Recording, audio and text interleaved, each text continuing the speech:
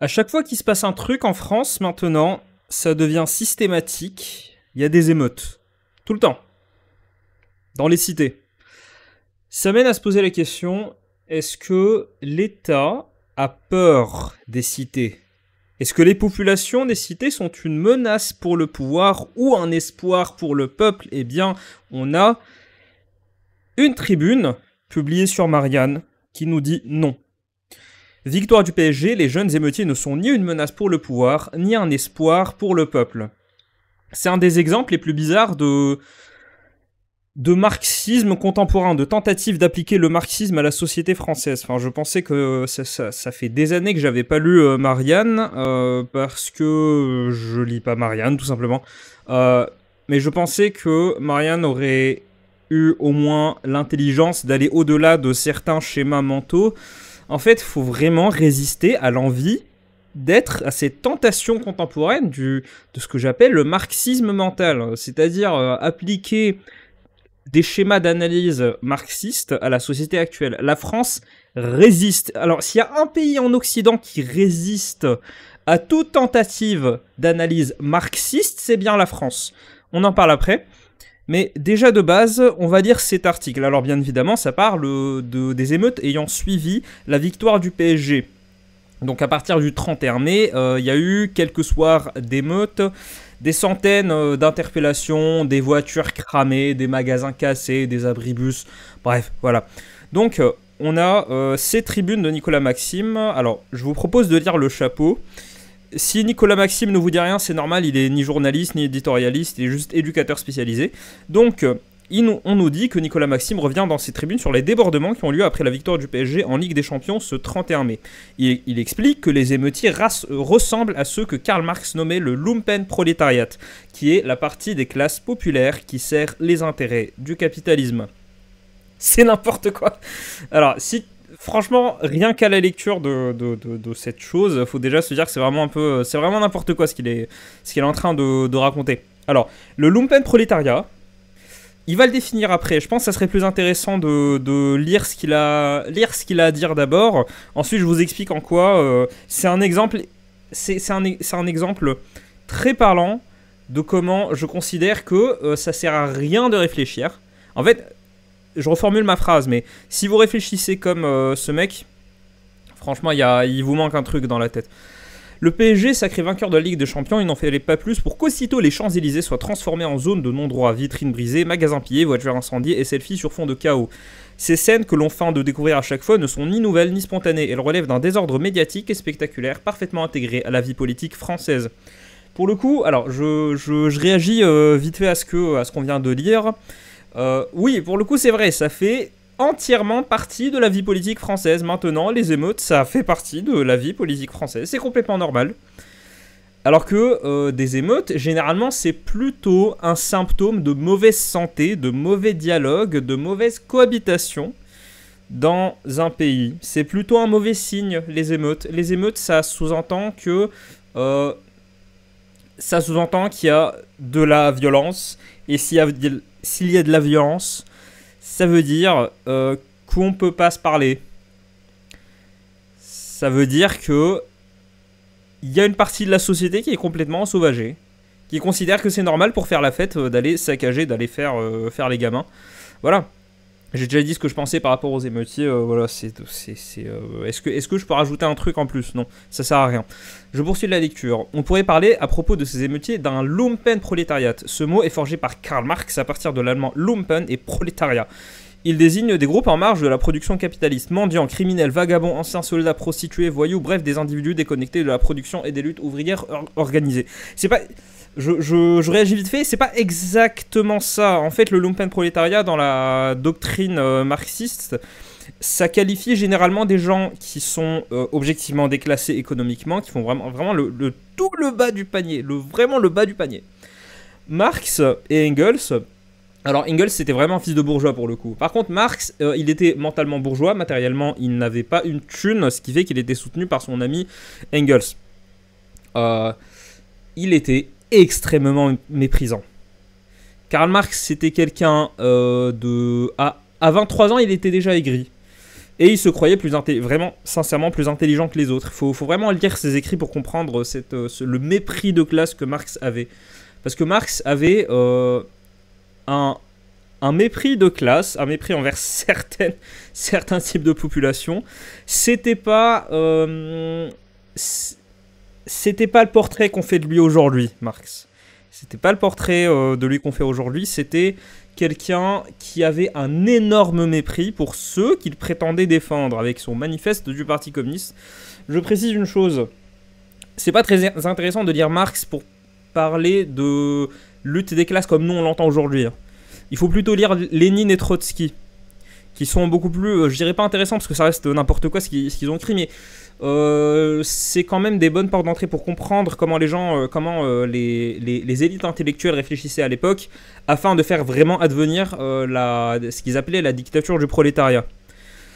Sachant que Marx ne faisait pas de distinction entre socialisme, communisme et tout, il utilisait ces termes de façon interchangeable. Marx a très peu écrit là-dessus. Alors on peut prendre peut-être la critique du programme de Gotha, qui est un de ses rares écrits où il parle vraiment de révolution, de comment passer d'un système à l'autre, comment passer du capitalisme au communisme.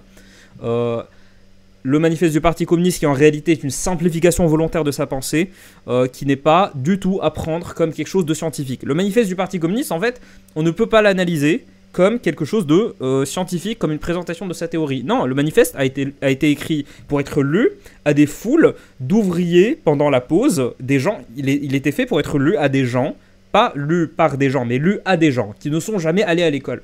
C'est une énorme simplification de sa pensée, et c'est surtout, en fait, c'est du pamphlet, c'est du... le manifeste du Parti communiste, c'est pas un programme, c'est vraiment un truc qui a été écrit pour exciter les foules. Donc voilà, on fait dire beaucoup de choses à Marx qui en réalité ont été théorisées par Lénine. Lénine a écrit des quantités. Pareil pour Trotsky, on va revenir au cas de Trotsky après. Alors, l'inverse du prolétariat conscient. Karl Marx considérait le Lumpenprolétariat comme la chair à canon de la contre-révolution, car le capital peut les utiliser comme une force de déstabilisation contre les mouvements ouvriers. Dans l'ouvrage Le 18 Brumaire de Louis Bonaparte, le philosophe socialiste montre comment le futur Napoléon III va instrumentaliser ce lumpen pour s'emparer du pouvoir et briser les résistances populaires. Petite parenthèse, le mot lumpen, c'est une insulte dans pas mal de langues européennes. À l'heure actuelle, qui représente mieux le lumpen que l'émeutier? Ce lumpen prolétariat festif et destructeur n'a rien d'un sujet politique, il ne revendique rien, il consomme le chaos comme une marchandise, il en est consommé, il ne construit aucun avenir, il jouit de la ruine du présent. Il est l'exact inverse du prolétaire conscient, sans projet de classe, sans mémoire, sans autre drapeau que celui de Nike ou du PSG. Mais il est utile. Alors, on s'arrête là. Le lumpen prolétariat, c'est la parade intellectuelle la plus perfide qui est sorti du cerveau des marxistes, des gens de ce camp-là, des gens qui croyaient pouvoir faire advenir un paradis sur Terre. C'est la meilleure parade, parce que du coup, ça rend... Déjà que le marxiste est anti-scientifique. Pour moi, le marxisme, c'est une religion. C'est pas une... c'est juste une religion. En fait, c'est des prophéties. C'est des prophéties avec des maths et des bourgeois qui ont passé du temps à théoriser ces maths. Voilà, pour moi, c'est ça le marxisme. Je suis assez d'accord avec Karl Popper quand il dit que le marxisme est complètement anti-scientifique, parce qu'il n'est pas réfutable. Un des éléments qui font que le marxisme n'est pas réfutable, c'est que, regardez, le truc vicelard, c'est qu'il y a le prolétariat. Le prolétariat, quand il se bat, quand il manifeste, quand il va... le prolétariat, quand il va... quand il va prendre la Bastille, quand il va aller péter la gueule de la garde nationale, le prolétariat, quand il va faire la grève, ça, c'est du bon prolétariat. Par contre, le mauvais prolétariat, lumpenprolétariat, ce n'est pas du bon prolétariat. Faut que j'arrête avec les accents. Mais quand il fait un truc bien, on appelle ça le prolétariat. Quand en fait il n'est pas totalement de notre côté, on l'appelle le lumpenprolétariat. Je vous ai sorti un écrit qui est en vrai très intéressant de Trotsky. Trotsky qui était le bras droit de Lénine. Trotsky qu'on a essayé de réhabiliter au même moment. On a essayé de réhabiliter Che Guevara dans les années, entre les années 80, 90, tout ça. Trotsky a pas mal écrit là-dessus. Trotsky, c'est intéressant parce que c'est un peu une porte intellectuelle, une ouverture intellectuelle vers, si on veut se replonger dans cette période-là. Parce que là, ça c'est quoi? C'est un essai qui est adressé à l'Allemagne. Donc c'est un essai qui s'intitule La Révolution allemande et la bureaucratie stalinienne, qui a été écrit par Trotsky en 1932, en Allemagne, 1932, on est un an avant un truc très important. Mais surtout, on est 14 ans après la Révolution qui a mené à la République de Weimar. La République de Weimar où le Reich c'était fini. Je parle pas de ce Reich-là, je parle d'un autre Reich, un Reich qui est venu avant, qui était là avant. Donc c'était la fin du Reich. Et c'était l'avènement de la République de Weimar, qui a été menée par autant l'extrême gauche que la gauche. Gauche avec les socialistes et l'extrême gauche avec les spartakistes et toute cette belle bande de lurons. Et on est en pleine montée du national-socialisme. Et Trotsky, donc dans ce cadre-là, c'est très important de comprendre le contexte. Vraiment, dans cette partie de l'histoire entre 1918 et 1933, il s'est passé un nombre incroyable de choses dans le monde occidental. Le monde occidental est en train de flipper sa mère à cause de ce qui s'est passé en Russie et qui s'est passé aussi en Allemagne. Trouvez-moi un historien qui ne sera pas d'accord avec moi si je vous dis que ce qui s'est passé en Allemagne en 1918, c'est une contagion directe de ce qui s'est passé en Russie en 1917. Donc, Trotsky, dans tout ce cadre, écrit aux marxistes, aux gens qui font partie de l'internationale communiste en 1932 pour leur parler justement de plein de trucs, y compris le lumpenprolétariat, avec ce paragraphe, écoutez bien. Le pourrissement du capitalisme implique le pourrissement social et culturel, la voie de la différenciation systématique des nations, de la croissance du prolétariat au prix d'une diminution des classes moyennes est barrée. Un freinage ultérieur de la crise sociale ne peut signifier qu'une paupérisation de la petite bourgeoisie et une dégénérescence des couches toujours plus grande au prolétariat en lumpen. Ce danger, qui est plus grave, prend à la gorge l'avant-garde allemande. Quand je vous disais que c'était une parade, il n'y a pas meilleure illustration que ça. Le prolétariat, en fait, il agit dans son intérêt quand il fait nous qu'on dit. Mais quand il dit pas nous qu'on dit, et qu'il fait ce que les fascistes y font, bah là, ça devient du lumpen prolétariat, ça dégénère. Et c'est en ça que le marxisme n'est pas scientifique. Il y avait un autre paragraphe que j'avais, alors qui était un peu plus long. Vous en faites pas, je vais pas tout lire. Alors, je l'avais sélectionné. Est-ce que c'était celui-là ? Oui, alors voilà. Du coup, on ouvre les guillemets, c'est toujours Trotsky qui est en train de parler. Le régime fasciste voit son tour arriver lorsque les moyens normaux militaires et policiers de la dictature bourgeoise avec leur couverture parlementaire ne suffisent pas pour maintenir la société en équilibre. À travers les agents du fascisme, le capital met en mouvement les masses de la petite bourgeoisie enragée, les bandes des lumpenprolétariats déclassés et démoralisés, tous ces innombrables êtres humains que le capital financier a lui-même plongé dans la rage et le désespoir. La fascisation de l'État n'implique pas seulement la mussolinisation des formes et des méthodes de gouvernement. Dans ce domaine, les changements jouent en fin de compte un rôle secondaire, mais avant tout et surtout l'écrasement des organisations ouvrières. Il faut réduire le prolétariat à un état d'apathie complète et créer un réseau d'institutions. Là, il parle du fascisme. Il faut réduire le prolétariat à un état d'apathie complète et créer un réseau d'institutions pénétrant profondément dans les masses pour faire obstacle à toute cristallisation indépendante du prolétariat. C'est précisément cela que réside l'essence du régime fasciste. Pourquoi est-ce que je vous ai lu ce passage ? Parce que, en gros, là, il est en train de parler de la fascisation. Le fait qu'il y ait des gens qui fassent partie des classes les plus basses, qui se rangent soit du côté NS, national-socialiste, soit du côté fasciste, en Italie.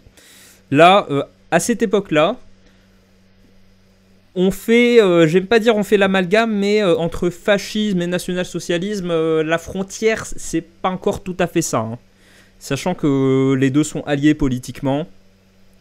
Les deux s'influencent un petit peu politiquement, même si je reste parmi ceux qui disent que le fascisme et le national-socialisme sont... Au niveau de la racine, ils sont différents. Au niveau de la racine, ils sont quand même très différents. Mais à l'époque, c'était beaucoup moins évident que ça. Hein.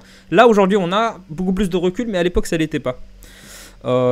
Donc, il dit, il faut réduire le prolétariat à un état d'apathie complète et créer un réseau d'institutions pénétrant profondément dans les masses. C'est ça, un état d'apathie. En fait, c'est ça. Ce qu'il est en train de nous dire dans cet article-là, c'est que quand les gens des classes les plus basses sont dans un état d'apathie, sont dans un état où en fait ils sont écrasés par ce qu'ils appellent le capital, la finance, je sais pas ce que vous voulez, à ce moment-là, ils risquent de se tourner vers l'autre. Donc ça sert à quoi de théoriser le prolétariat, bande de zigoto-manteaux? Ça sert à quoi d'écrire des livres et des livres entiers pour dire... les gens, en fait, des fois ils votent là et des fois ils votent là. Bah merci, on n'avait pas besoin de, je sais pas combien de dizaines de mouvements de gauche différents pour nous faire comprendre.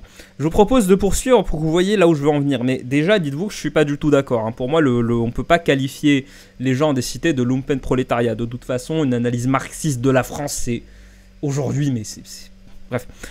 Utile à la droite qui trouve dans chaque vitrine fracassée un nouvel argument pour renforcer le quadrillage sécuritaire, pour imposer la vidéosurveillance, pour fliquer les militants syndicaux, les étudiants, les gilets jaunes, les retraités, les paysans.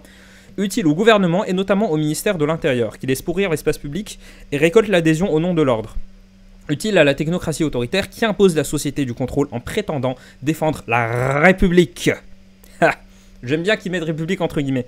Mais là, il est en train de parler des gens de cité. En fait, il est en train de dire que les racailles dans les cités, ils sont utiles à la droite.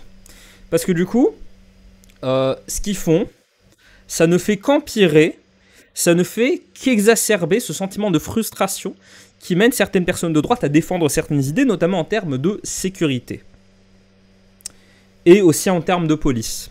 Je pense qu'on a affaire à quelqu'un qui est plutôt libertarien, alors que bon, ce qui est, petite parenthèse, qui est un non-sens, parce que tu ne peux pas être marxiste, tu ne peux pas, de façon crédible, analyser la société française avec des œillets marxistes, et en même temps, prétendre défendre une quelconque liberté. C'est impossible. C'est impossible. Tu n'as aucune crédibilité si tu le fais. Donc, ce qu'il est en train de dire, c'est que les gens qui aiment bien titiller le système, enfin, qui aiment bien déranger, les gens qui aiment bien casser des trucs, qui aiment bien aller faire des émeutes, en fait, ils sont plus utiles à la droite qu'autre chose. Donc, en fait, j'aime bien. C'est une nouvelle relecture. Alors, enfin, en termes moral, c'est atroce. C'est vraiment atroce. Mais en termes de discours, c'est pas mal. On poursuit. Mais ce lumpen est aussi utile à une certaine gauche qui, par paresse ou par fétichisme de la transgression, continue de voir dans ces émeutiers des opprimés qui se révoltent. Des héros incompris d'une insurrection à venir, comme si le vol d'une trottinette électrique ou la destruction d'un abribus étaient des actes révolutionnaires. Comme si piller une vitrine Louis Vuitton équivalait à abolir le capital. Comme si le refus de toute forme d'organisation politique, de tout discours articulé, de toute alliance de classe pouvait accoucher de l'émancipation collective. Je suis super d'accord avec ça. Je suis méga d'accord. Parce que, pour le coup... Est-ce que vous vous souvenez ce moment d'anthologie quand il y a eu les émeutes de Naël? D'ailleurs, dites-moi comment vous avez trouvé la vidéo d'hier. Ce moment d'anthologie quand Naël a été tué et juste après, tu as eu des émeutes pendant une semaine. En fait, c'était plus d'une semaine quand même les émeutes. Tu as eu des émeutes. Et pendant un très court instant, vraiment, faites réfléchir votre mémoire pour... si vous voulez vous rappeler de ce moment-là, bah en fait, ça a fait l'unanimité parmi les personnalités de gauche qu'en fait, c'était bénéfique. Est-ce que vous vous souvenez de ça? C'était incroyable. C'était incroyable. T'as eu des députés ils ont gardé leur tweet pendant 10 minutes avant de se rendre compte que c'était la pire idée possible. Ils sont reçus en appel soit de l'Elysée, soit de leur respo communication chez les cadres du parti. Ils sont reçus en appel pour leur dire non mais en fait non, vous pouvez pas dire ça en fait en tant que député, en tant qu'élu de la nation. Et pas que, t'as eu plein de gens de gauche qui ont vraiment commencé, avant de fermer leur mouille, définitivement... Il y a eu ces deux phases. Il y a eu la phase « Ouais, faut se rebeller, allez-y, les jeunes des cités, révoltez-vous contre le système » avant de se rendre compte qu'en fait, ils pillaient des Lidl, ils cassaient des abribus, ils cramaient des écoles, ils pillaient les rayons de supermarché. En fait, ils s'attaquaient pas à des... C'était pas la prise de la Bastille. C'était la prise de Lidl. Voilà. Du coup, ils se sont rendus compte de ça. Ils se sont dit, oh, on va peut-être la boucler. Et on va balancer les messages les plus insipides, les plus propres possibles. Bien sûr, nous condamnons les violences, mais la sécurité, les violences policières, voilà. Donc là, je suis plutôt d'accord. Hein, ce moment est parfaitement illustré par les émeutes qu'on a eues après la mort de Naël. Alors, on termine. Il ne reste que 2 paragraphes. Un horizon, une discipline collective. Un horizon, une discipline, un collectif, pardon. Qualifier de lumpen ces jeunes émeutiers n'a rien d'une essentialisation fondée sur l'origine, la classe ou la culture, encore moins d'un eugénisme social. Cependant, il s'agit avant tout de désigner une position instable dans le rapport au pouvoir et à la lutte collective que d'inférioriser ces jeunes émeutiers. De plus, cette désaffiliation n'est pas que politique ou sociale, comme l'a montré Emmanuel Todd dans La défaite de l'Occident.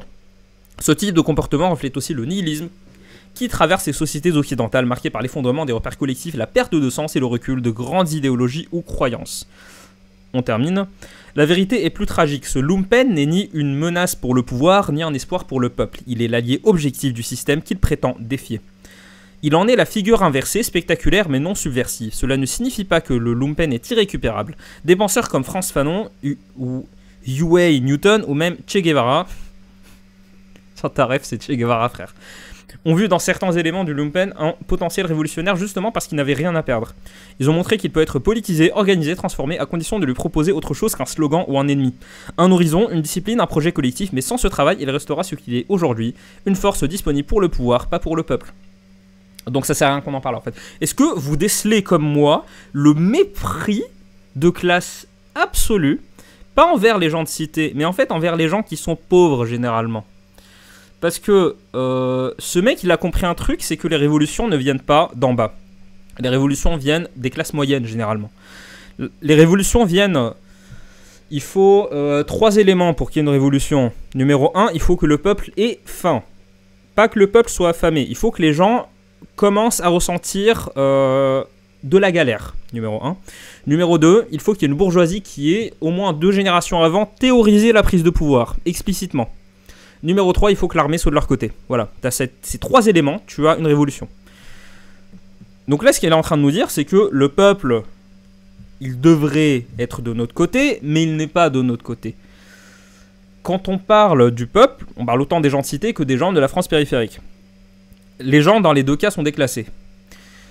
Sauf que les gens de la France périphérique... alors, les gens de cité, d'abord, commençons par là. Les mecs de cité... les mêmes qui vont aller casser, les mêmes racailles qui vont aller casser les trucs, bah eux, ils votent pas. Généralement, quand ils votent, en général, c'est pour la gauche ou l'extrême gauche. Mais généralement, ce sont des populations qui sont très peu politisées. Les gens sont pas politisés de base. Si vous êtes dans une bulle avec et si tous vos potes parlent de politique, franchement, vous êtes dans une bulle. La plupart des gens ne parlent pas de politique, ils parlent d'autre chose. C'est vrai qu'en France, on parle plus de politique qu'ailleurs, mais faut pas oublier que la plupart des gens ne parlent pas de politique. Ensuite, on a quoi?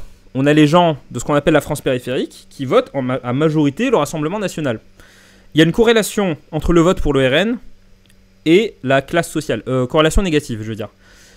Plus les gens sont dans la galère, plus il y a de possibilités qu'ils votent le RN. Donc en fait, on a cette fragmentation des gens de cité qui votent pas, qui sont pas politisés, qui s'en fichent, et des gens qui vont voter RN. Et c'est pour ça que je vous explique qu'en fait...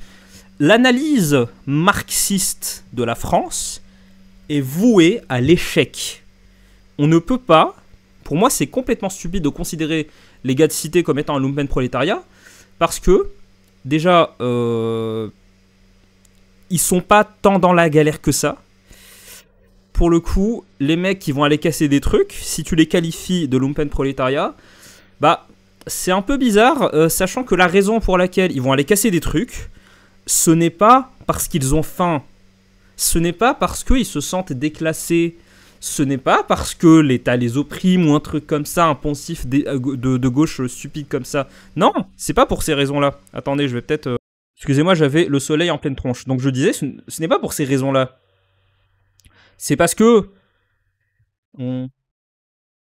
Numéro 1, ils peuvent le faire, vu que la réponse policière généralement est minime. Numéro 2, ils n'ont aucun respect de l'autorité parce qu'ils n'ont pas eu de père. Voilà. C'est des mecs qui vivent dans une violence qui est... Comment dire? Ils vivent dans des états dans l'état, des sociétés dans les sociétés, où ce qui prévaut le plus, la règle, c'est la violence. C'est la violence et c'est vraiment cette idée... on peut faire ce qu'on veut parce qu'on peut, parce que la police, ce sont nos ennemis. Je baisse un peu le rideau.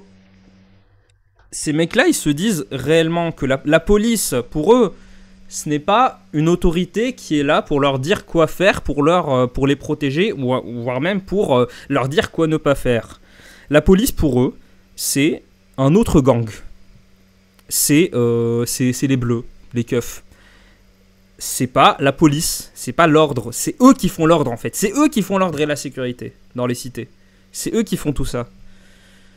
Donc, c'est pour ça que cette analyse, ce genre d'analyse marxiste qui vise à appliquer des poncifs, à appliquer des axiomes marxiens aux gens des cités, ça n'a aucun sens. Ce n'est pas économique, c'est culturel.